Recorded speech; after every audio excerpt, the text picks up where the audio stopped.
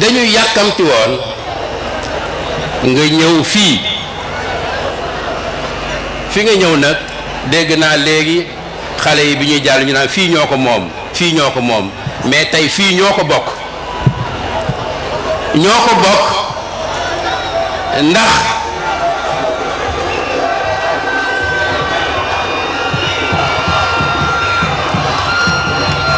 nañ leen ko bokk tey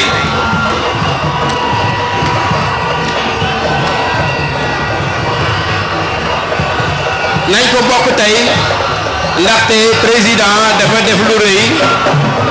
ci weer yi rek ñu génn dafa ñëw fii ci commune de Kër Massar mbënd mi yàq fi lu bare bari mu jël mébét ni daf koy def département. Monsieur le Président, la commune de Malika moo jëkk d'accord ci département ndaxte quand ton corps est trop gros du mën a defal boppam dara wala un corps trop gros te yaakaarul lulul ñu di ko sexal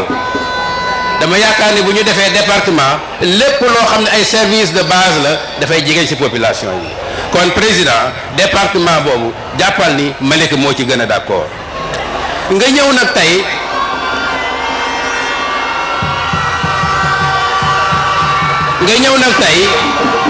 ci place boo xam ni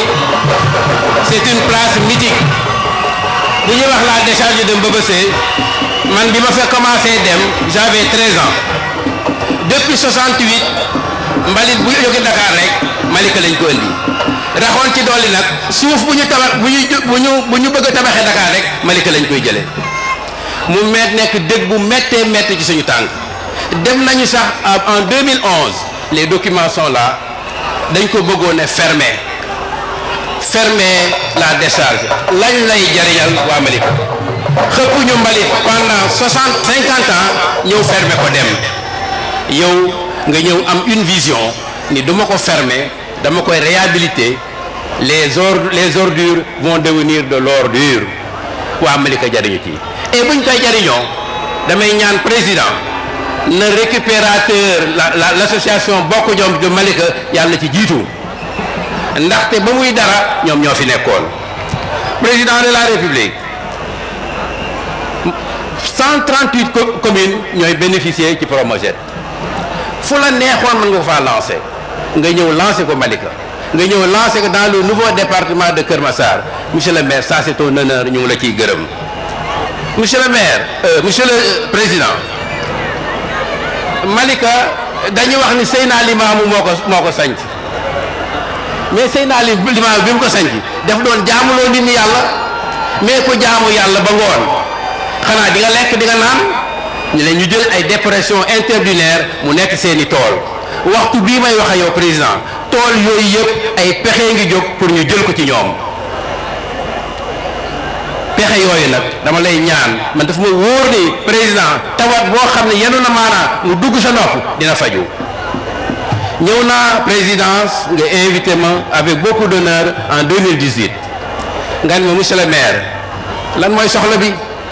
man la Malika dafay màgg c'était un petit village léegi dañu bëgg nga déclasser ñu 150 hectares ñu yaatal dëkk bi nga ne ma monsieur le maire loolu dugg na sama nopp dinaa ko def toujours ñu ma ni fàttalil président ma ne ko président nag ñoo ko fal boo xam ne ci Malika monsieur le président soo doon dem deuxième tour Malika moo la fal au premier tour sëriñ bi ni ma monsieur le maire bis bu président di ñëw na nga invité taawam pour wane ni Malika ak diine ji benn la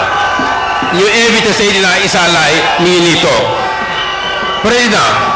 mu am ci ñaari coopérative ay doomi Malika ñu ni suuf si ñu ngi koy joxe COGEMA ak collectif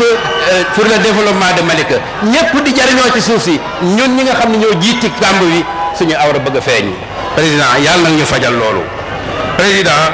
maa ngi lay sant li ma wax ci tubaab léegi maa ngi gudd mais li ma wax léegi dafa gudd Demba Ka maa ngi koy gërëm wax naa leen li fi def bu ñu woon ak moom musiba topp Malika lépp loo xam ne dafa état bi daf koy joxe dafa mel ni dañ ñoo cee bedd woon président ñu ngi lay ñaan ñu ngi lay ñaan ci sa mbaaxaay bu yaatu bi ñépp xam ko nga wallu Malika ba lépp